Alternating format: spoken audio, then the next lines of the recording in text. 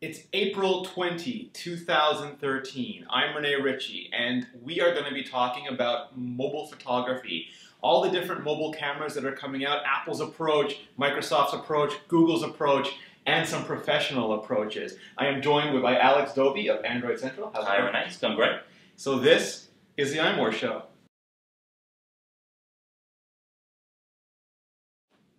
So Alex, mobile cameras have become a thing. They have. It used to be those little flip phones and candy bar phones, and the camera was so bad you couldn't even tell who was in it. Sure. And now Apple's paying a lot of attention to it. HTC. Absolutely. I mean, we've had, just in the Android space in the past couple of years, it's gone from, like you were saying, the really, really basic stuff to things that potentially could replace a point and shoot for the average consumer.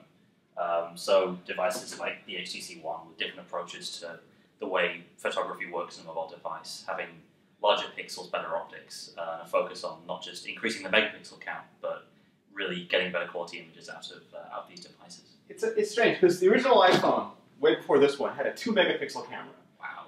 Barely. Took horrible photos, and they slowly improved it generation after generation. Now you have an 8-megapixel camera,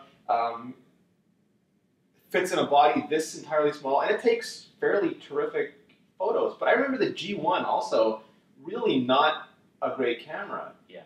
And now, so let's start off basically with Android. So what's the scope of Android right now and the different cameras by manufacturer? There's a lot of variety out there, really. HTC has kind of changed the way it's done things an awful lot over the past few years. HTC used to be kind of notoriously bad for its cameras. They would be, prone to blurriness and really poor low-light performance. So last year with the HTC One, they built a dedicated imaging chip into the board of the phone. The idea is that you have that there, it's easy to peel images off the sensor more quickly. This year they've gone a step further. Like I was saying, bigger pixels in the HTC One. I think the pixels are just something like 2 microns. Yeah, 2 micron pixels. 4 megapixels, but at the same time, much improved low light. So there was this race. It happened in point and shoots first, and then it happened in mobile, where everyone just wanted bigger, more megapixels. Yeah, and it's easy to see why, right? It's one of the things we regurgitate all the time on blogs, where you ask what kind of CPU it has, how much RAM it has, the screen size, the camera is another point, and it's just a number with megapixel after it that people look for better or worse. But the problem is that in order to achieve it, they were cutting up the sensor into smaller and smaller bits, sure, therefore collecting less light and making crappier photos. Yeah, and that's why we're starting to see this kind of trend in the other direction now, led by HTC. On the other hand, we have manufacturers like Samsung and Sony. Samsung has never made a huge deal about the imaging stuff inside their phones. They've always just basically given you a number and said, hey, it's a really good camera. But traditionally, they've been pretty good. The S3 has a decent camera. The S2 did. Every Samsung that's not a Nexus has a decent camera. Yeah, I mean, that's budget concerns, right? Google's running, there's some input from Google there, and it's not just a Samsung product. So the S4 has moved things up again to 13 megapixels. Yeah. We'll have to see how that works out for them. But they've always done a pretty good job of balancing out those things. Now, the HTC One, to me, that's interesting because that's a huge gamble. Because if you tell people 4 megapixels, you risk turning them off. They're kind of damned if they do and damned if they don't. If they just go for a 13 megapixel camera, then they're falling victim to the usual arguments. Yeah.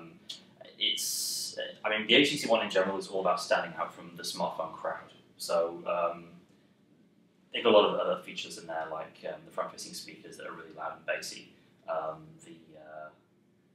lot of the software has been tweaked in other ways. So they want features to stand out, and UltraPixel, which is their branding, is a way for them to do that. It's not megapixel. It's not 8 megapixels. It's 4 ultrapixels. It's ultrapixels. It's not just a marketing buzzword, but at the same time, if you put a 4 megapixel camera in a phone, you have to explain why you're doing it. You have to have something to counter. You have to make your case. Yeah, sure. And so you've been shooting with this for 3-4 weeks now? About a month or so. So yeah, it's been good. Low light, like we're seeing outside today, taking pictures of this kind of scene, absolutely awesome on the HTC One. That is its area of strength. Okay. The few kind of strange weaknesses that we come across, dynamic range seems to be kind of wonky on that from time to time. So it isn't just a case of they've made this magical change and suddenly everything's better. Like everything, especially the mobile device, it's a compromise. Well, we have here the Nokia Lumia 920, which was, Nokia is famous for their Carl Zeiss lenses. They've had some insane, I forget what they call them. The PureView 808, yeah. And so both these phones have optical image stabilization. So a lot of other phones have digital, basically the equivalent of digital image stabilization. But these actually, and Martin behind the camera can correct me if I'm wrong, these actually, they float the lens, Martin, is that true? Yeah, he's telling me that that's true. So theoretically, the lens stays stable even if your hands are shaking, and the aperture can stay open and it can suck in more photons. Yeah, I mean, what I would say is that the OIS in a phone camera is different to OIS in a professional camera, obviously, and it isn't a silver bullet to fix shaky photos. It is possible to get shaky photos on this if you're not quite stable, but it is just another kind of weapon that you have to stop the inevitable motion when you take a picture from impacting things. The people who love this say that it dramatically increases the low light sensitivity. The people who hate it say that it's at the expense of general utility photography, and it only really works for stationary objects. When you start introducing motion, it doesn't do as good a job. Yeah, I mean, it's a balance, right? Yeah. You need to, if you're shooting a moving object, obviously that the movement of the phone isn't going to necessarily impact that. Yeah. But I think we're going to start to see this on more and more devices. Obviously, we've got the stage now with these two where it's possible to shrink it down into a phone-sized package. Yes. And we are seeing improved results, even though it's not necessarily silver bullet for photography. So we have things like the iPhone. Apple made their own chip. They made the A6 chip for this phone, and it includes an image signal processor. This is not optically image stabilized, but it produces really good general purpose photography. If you just want to capture those magic moments, it's okay in low light, it's okay in almost every situation. So you don't really have to worry. You just snap, goes into the photo, it goes into the camera. But is optical image stabilization becoming table stakes? Do you think everyone's going to have to do it? I think we'll have to wait and see. I mean, there are a lot of different ways of doing that kind of thing. One way is all this push that we're seeing now by some CPU manufacturers like Qualcomm and NVIDIA towards computational photography, by getting the software hooked into more deeply into the image sensor and the whole assembly. So I think, different manufacturers are going to do things in different ways still.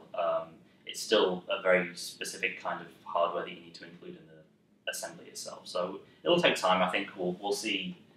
Maybe it'll be a bullet point in the back of the box, maybe not. It's interesting. So we have the BlackBerry Z10, as the right part of the world pronounces it. On spec, according to the guys at Crackberry, this is a better camera than the iPhone camera in terms of the pure hardware.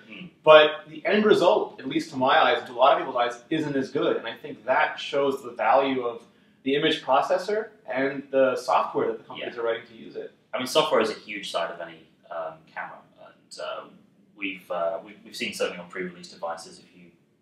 There are pre-release firmwares for the HTC ROM. If you look around forums, you can find them that dramatically reduce the quality of the photos that you get. So the same with some custom ROMs, right? Like we've got CyanogenMod on the Galaxy S3 here. You're replacing part of the camera effectively if you have different software on there. So even if the hardware is there, the software behind it is equally important. Yeah, and that's, so we have the software on it, and the software is starting to do different things. So for example, Apple introduced HDR, which is high dynamic range. So the human eye can kind of expose for light and darkness at the same time, but cameras traditionally aren't good at it. Either you lose detail in the shadows or you blow out the whites. So for HDR, they try to take the normal photo, they step it up to take the light photo, and step it down to take the dark photo, and then process. And I don't think it's real HDR yet on these cameras, but they're trying.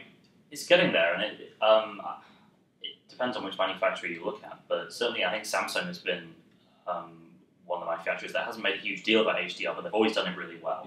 The HTC One, it's hit and miss, can be a bit wonky, but I think that's one of the things that's going to have to get better in the future. As you look at computational photography, one of the things that more manufacturers are looking to do is pull images off the sensor with a smaller gap time, a smaller lag time between the two images. That means you get less ghosting, more accurate HDR, because there's less difference between the two images that you take. Absolutely. And with the iPhone 5 again, I can sit there, especially if you're using the volume button, just shoot photo after photo. But with HDR, you get the little thing that's saving because it has to composite 3 images.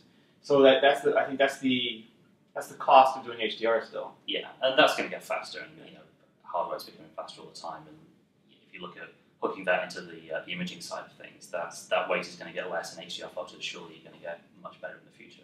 And we're also getting panorama mode. So now on iOS 6, I can hold the camera, spin all the way around, get like a 21 megapixel panorama. Yeah, and in Android we have something equally crazy. We have, and currently it's only on a few phones, but we have what's called Photosphere, which is the same thing.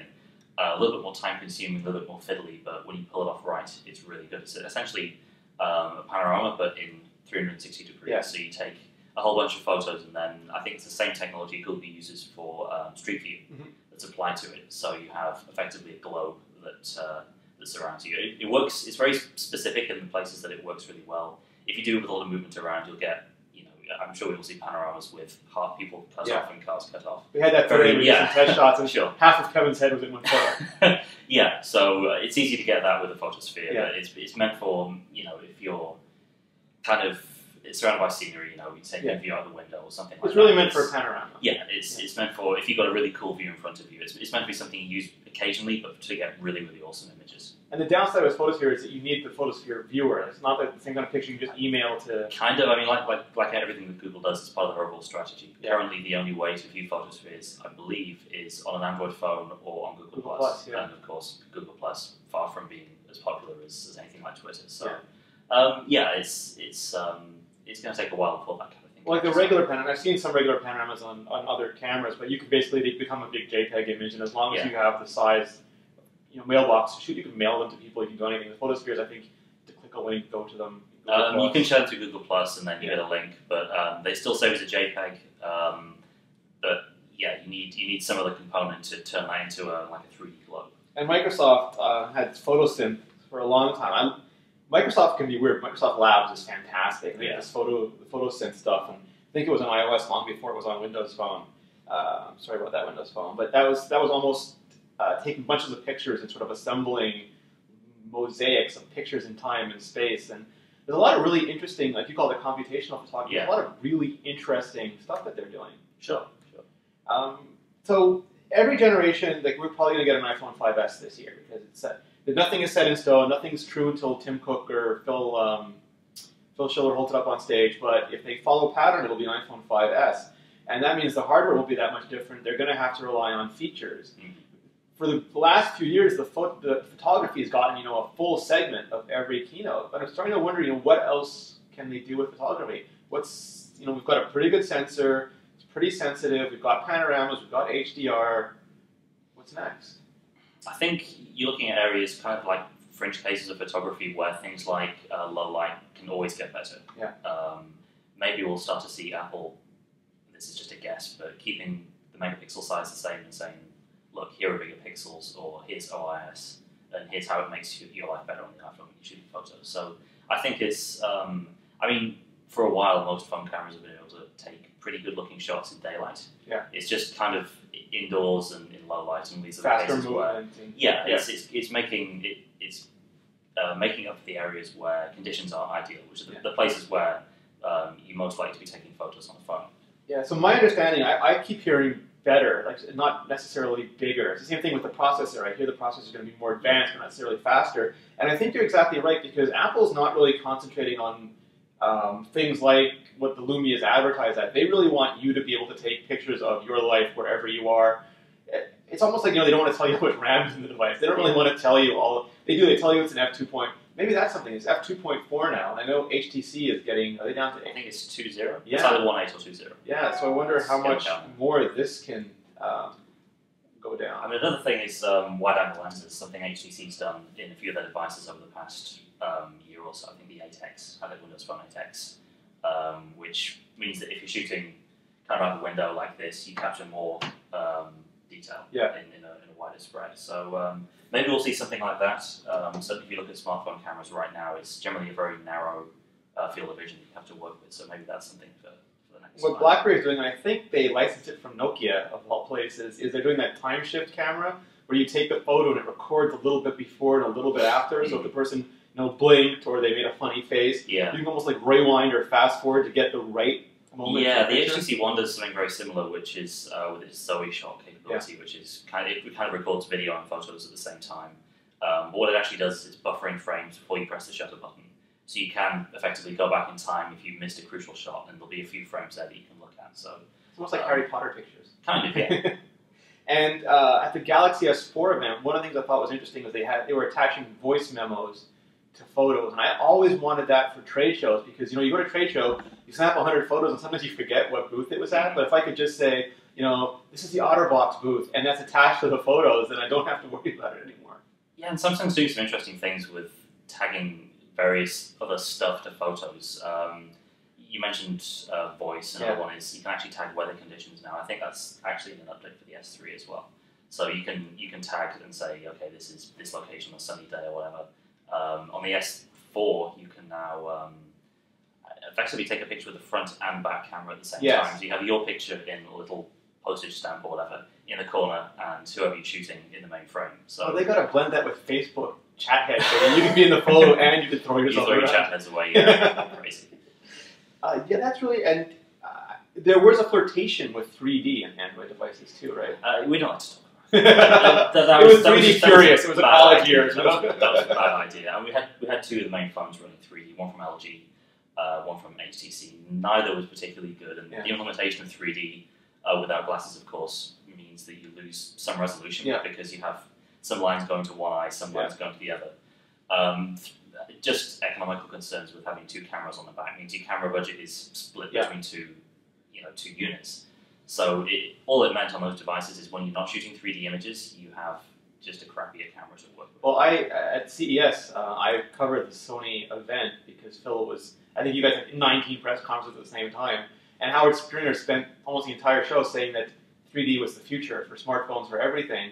And fast forward a year, I haven't seen it again. I don't think Sony even released a 3D smartphone. So, yeah, it didn't really go anywhere. One of the things that I thought is also fascinating is that these, maybe they can replace your point and shoot. You have a new higher end one. Yeah, so this is the Sony RX100, which for us in a lot of the trade show stuff we do is the idea in getting this is it's kind of a near DSLR level picture quality in a very compact body. So if you're looking around a big full frame or DSLR camera at a trade show, they're big, they're heavy. It's not necessarily something you want to do all the time. Especially if you're film Nicholson. If you're film Nicholson, that's not something that you want to do. But this kind of device fills, I think, 99% of what we need to do in a trade show, and it is very, very small. So. And I saw some of your photos with it, and they were fantastic. They had a nice bokeh effect. They had really good resolution. We've been taking device shots with this all week, and they come out really well. It's surprising for something that looks pretty innocuous, just like a normal point and shoot. You can just put it in your jacket pocket. Sure, and I think that's kind of the result of what we're seeing in the point and shoot space from smartphone cameras trying to edge in to traditional cameras, and this is maybe the future of what we're going to see in smaller devices. Now, speaking of which, you had a Galaxy camera. I was in line with Sasha Sagan. He was tweeting from a Galaxy camera. Is that a thing yet, or is that still I think it will be. I mean, it's one of those things that makes too much sense to not have legs in the future. The initial implementation of it isn't perfect. The Galaxy camera is far too much Galaxy and not enough camera. Okay. The smartphone side of it is essentially a Galaxy S3. The software is virtually identical to what you would find on this. The optics for something like, I think it sells for about $450. For that price is not really what would compare with other cameras out there. But I mean, there's room to tweak that. Samsung's been the first manufacturer to put out a really decent device in that space. There's been a few before that. It definitely has legs, and I think we'll start to see more manufacturers muscling on that in the year ahead. Well, I know on Android Central, you guys often say that Android is going to be like the next Linux. I know it's based on Linux, but it's going to be an embedded operating system. It kind of already is. We were at CES this year. It was running on another. So that's and a Roomba. Well, it wasn't exactly Roomba. It was LG's version or Samsung's version of a Roomba, but it was. There was one of those, that you could control using your S3. That was pretty crazy. So one of the things. So this is a Canon 5D Mark III, and I love this camera. This camera makes me a better photographer because I'm not a very good photographer. But when I take a photo on this, it is so different. When I take a photo on my iPhone, I can Instagram it immediately. I can email it immediately. It automatically goes in PhotoStream onto every computer and device I have. So it's ubiquitous, really. This is on a memory card until I do otherwise. And I know there's the MiFi cards and whatnot, but they never really work.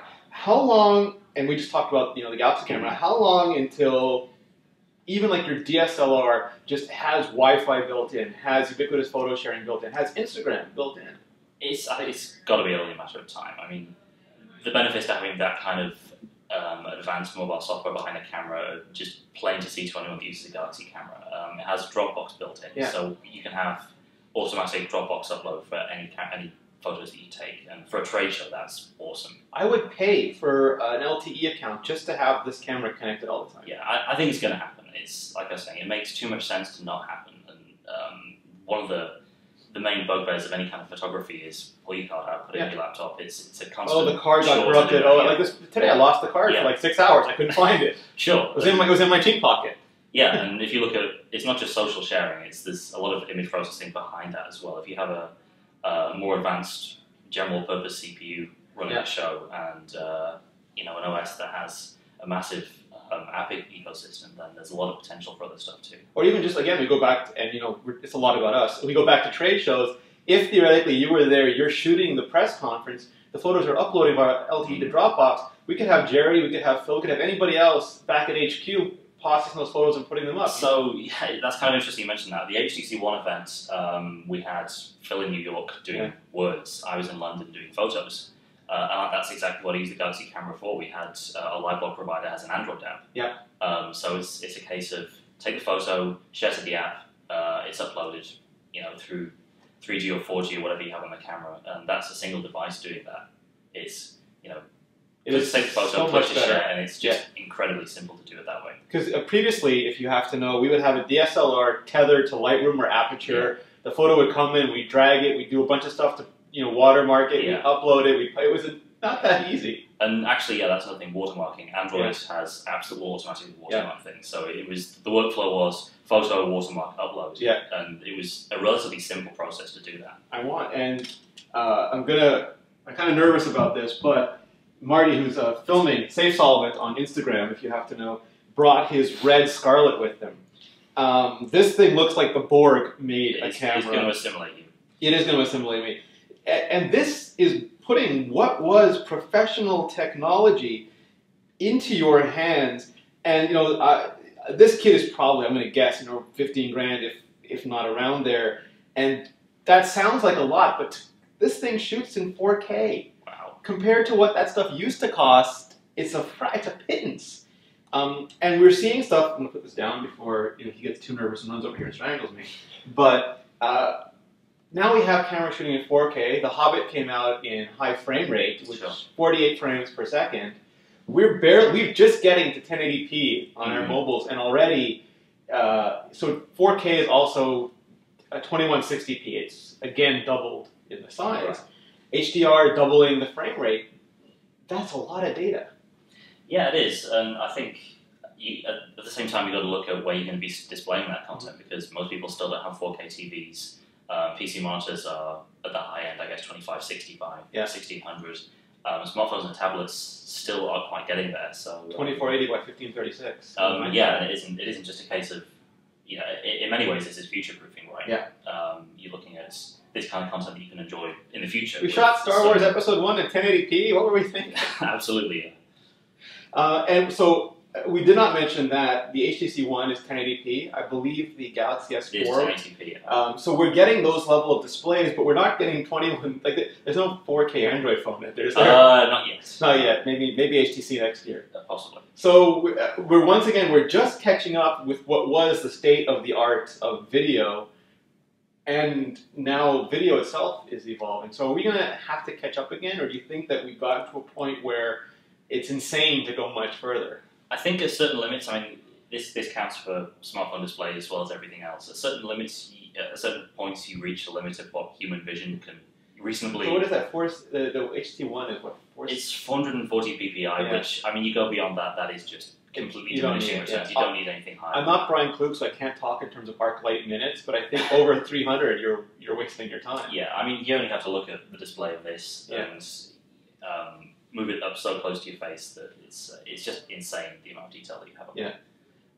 There are things out there like the Lito, I'm not sure how I pronounce it, but it's Lytro. Lytro, and that lets you do weird things like changing the focal point after you've taken it. So obviously the technology is still going.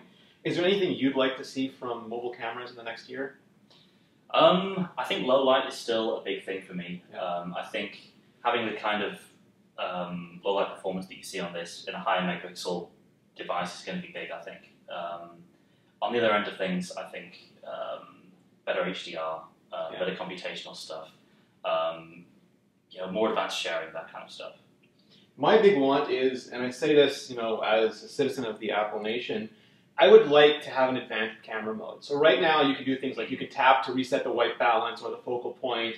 You can actually make that persistent, but I would like almost like old-fashioned controls. Yeah. And there are apps that do this, like you can get Camera Plus and stuff.